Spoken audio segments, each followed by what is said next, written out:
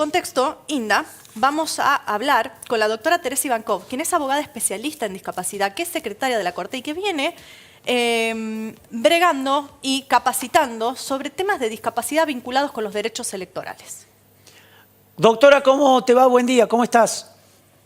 ¿Cómo les va? Buen día, Indalecio, Gabriela, muchas gracias por el espacio. No, por favor, contanos vos que sos especialista en este tema, que das cursos, charlas relacionados a los derechos de las personas con algún tipo de discapacidad. ¿Qué impresión y qué reflexión podés darnos respecto de estas situaciones que se dieron ayer?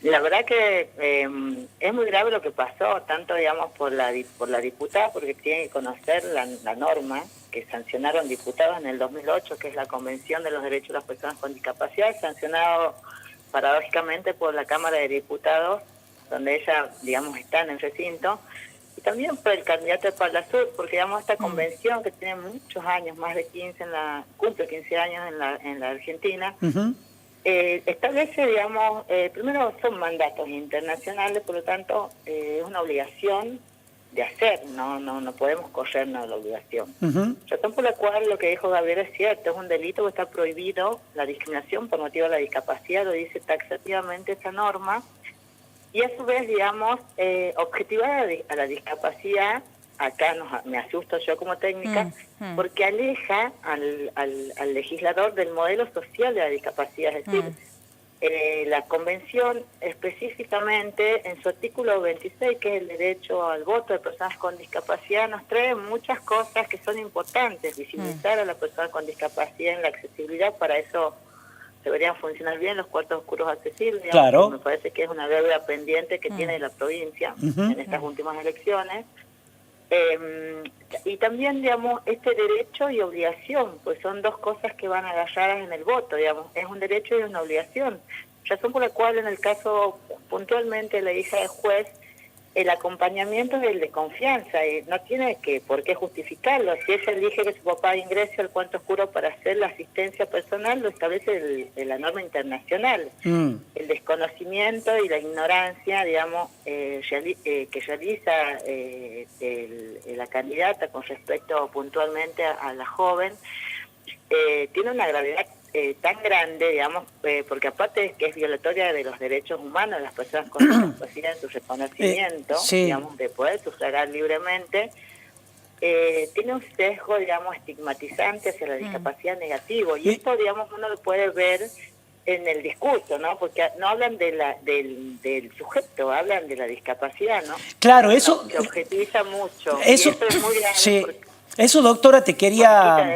Claro, eso, doctora, te quería consultar, que me parece además lo más duro de todo esto, es que se visibilice en este sentido, ¿no? Cuando hay todavía un porcentaje de la sociedad que creo importante, vos los debés saber mejor aún, que tiene toda esta carga negativa de cuando se arma de cualquier tipo de discapacidad, como si fuese... con Guado de Pedro comentábamos también que había pasado, con Guado de Pedro, que también fue tremendo y pasó con un montón de ocasiones, ¿no?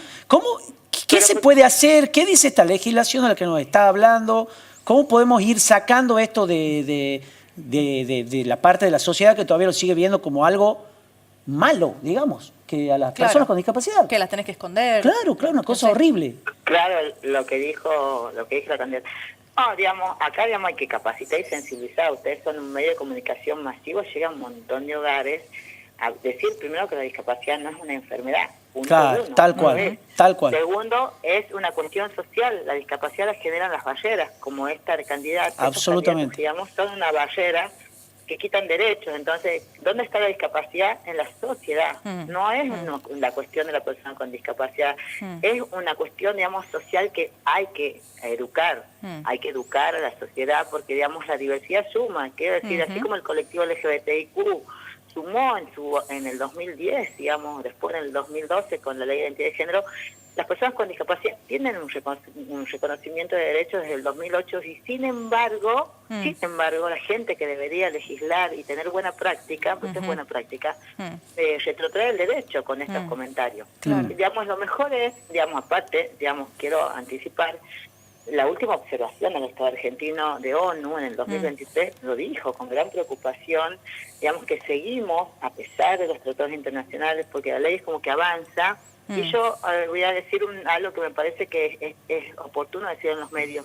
Hay como una inclusión retardada, porque nosotros tenemos que incluir desde el momento que reconocemos el derecho en el 2008. Sin embargo, aún hoy nos está costando darle una mirada positiva a la discapacidad. Totalmente. Entonces el informe, digamos, ve con gran preocupación que Argentina no avanza y sigue estereotipando en forma negativa a la persona con discapacidad, volviendo a los modelos médicos biológicos. Claro, totalmente. El problema tiene que ver con ese modelo, el diagnóstico, y una persona es más que un diagnóstico, es muchísimo más, puedo asegurarlo, desde todos mis años en este espacio. Así que, digamos, la educación viene en la casa, ¿no? Entender que la diversidad suma y esta educación es en el hogar, digamos, donde el primer acto de discriminación lo vemos tanto en salud, cuando dan un diagnóstico como una tragedia, como una cuestión negativa, y acá hay que educar a los médicos cuando reciben niños o niñas o infancia con discapacidad, y en segundo lugar en la escuela. Entonces, digamos, vemos que el problema siempre es la familia, ¿no? Claro, que el claro. prejuicio está en quien dice que tener cuidado, que hay chicos distintos. Bueno, esto es históricamente así. Hay que hacer un trabajo en profundidad social, especialmente en los medios de comunicación. Ustedes llegan a muchos hogares, y entender que la discapacidad tiene que ver con las barreras sociales. Doctora, y esto que y esto que mencionaba recién usted, digo, de cuanto más diversidad haya en la representación política, más enriquece también, digo, la producción legislativa. En este caso, ni digo porque Rinaldi es candidato a legislador, ¿no? Claro. En general, sobre las miradas de género, sobre las miradas sobre las minorías, sobre un montón de cuestiones que nos están faltando, digo, en normativas. Nos están faltando, y las plataformas en Tucumán ninguna tuvo, digamos, ningún punto, sobre la inclusión de personas con discapacidad en las elecciones, digamos. Ahí, digamos, nosotros venimos trabajando con la campaña de inclusión al voto, yo, digamos, por las organizaciones, desde el 2019, para que las personas que están en los lugares de encierro, como son los hospitales psiquiátricos, puedan ir a votar. Claro. Que alguien lo busque y vayan con un asistente personal, porque no tienen sentencia. Claro. Están en un momento aislados, pero pueden ir con su documento a votar, y eso no es clientelismo, es buena práctica. Claro, entonces, seguro. El síndrome de Down, ¿no? Sí. Totalmente. Y el síndrome de Down, claro que sí. Absolutamente. Entonces, digamos, nos saquemos del estereotipo. Ustedes son, digamos, son grandes responsables, digamos, de poder cambiar estas miradas, ¿no? Absolutamente. Porque uno lee y escucha.